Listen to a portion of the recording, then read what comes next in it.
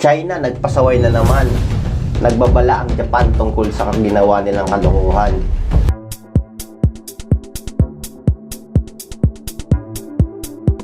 China, pinasok ang Japan sa airspace. Kaya nagalit ang Japan at nagbigay babala sa China. Yan ang ating alamin. Let's go! Ay kung hindi pa pala kayo nakapag-subscribe, para sa mga ating mga susunod na pag-uusapan, please hit the subscribe button. Isang eroplanong pang reconnaissance ng galing sa China ang pumasok sa airspace ng Japan. Kaya nagmadali-dali silang magpadala ng mga scramble jet para i-intercept ang eroplano ng China. Yan, papanoorin natin. 昨日11時29分頃から11時31分頃にかけて中国軍の情報収集機1機 Nag-violate na naman ng China ng isang teritoryo. Nag-violate na naman ng China dahil ito ay pumasok na walang pahintulot sa Japan territory, aerial territory ng Japan. Ang China talaga. Pasaway. 長崎県、男女群島沖の我が国領海上空において領空侵犯したことを確認いたしました。これに対して航空自衛隊の戦闘機を緊急発進させ警告する等の対応を実施したところであります。Nagpadala pala ng mga jets ang Japan para bigyan ng warning ang pumasok na Chinese airplane.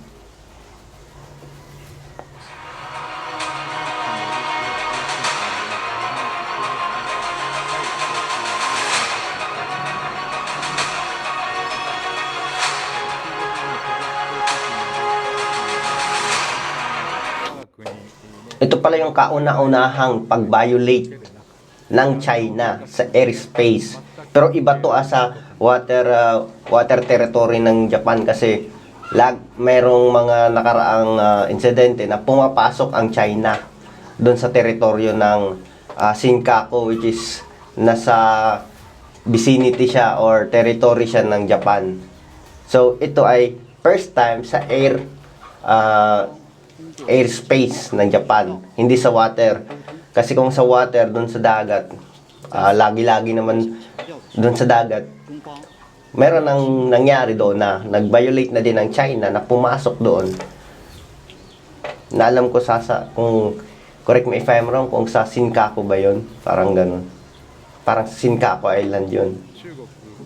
Which is may dispute din si doon. May pinag-aagawan din sila doon na isla.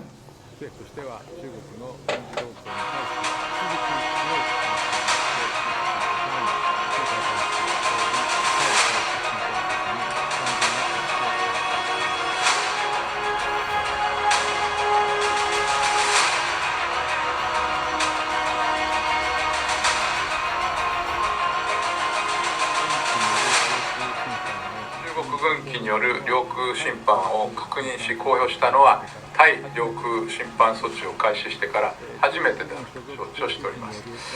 中国軍所属航空機による我が国領空の侵犯は我が国の主権の重大な侵害であるだけでなく安全を脅かすものであり全く受け入れられないと考えております。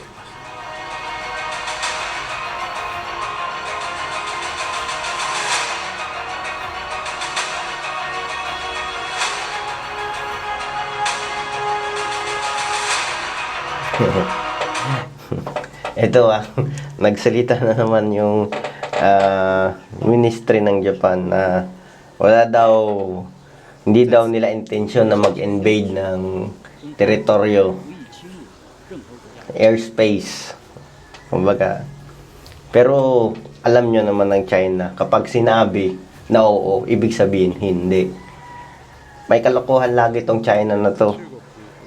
Gaya ng sa India, may pag-uusap sila dati na pahupain sitwasyon dun sa parting Himalayan mountain.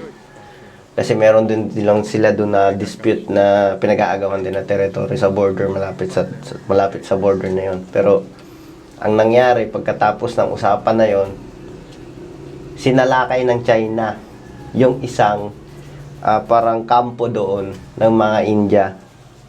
Kaya wag dapat pagkatiwalaan tong Chinese na to. Kaya yung nangyari din dito sa atin yung nangyayari din dito sa atin sa Pilipinas, which is may pag-uusap na nangyari sa China at Pilipinas na pahupain ang ganitong sitwasyon na magkaroon ng conflict. Kaso sila yung laging nag-i-initiate na magkaroon ng banggaan, nangaharang, lalo na pagka may mga resupply mission, inaharang nila. So kaya ganitong nangyayari.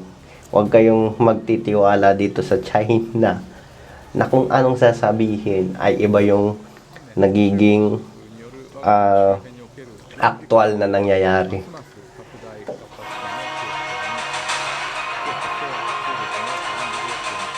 双方通过既有的工作渠道保持着沟通。在此，我也想强调的是，中方无意侵入任何国家领空。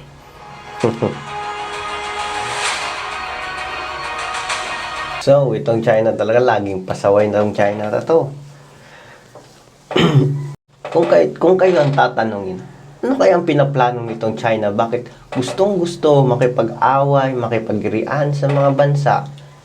Siguro gusto nito talaga nitong mag-expand ng teritoryo sa pakunti-kunti na hindi dinadaan sa gera. Gaya dito sa atin, pakunti-kunti nilang sinasakop na hindi naman actually hindi naman talaga actually na dinadala nila sa lakas.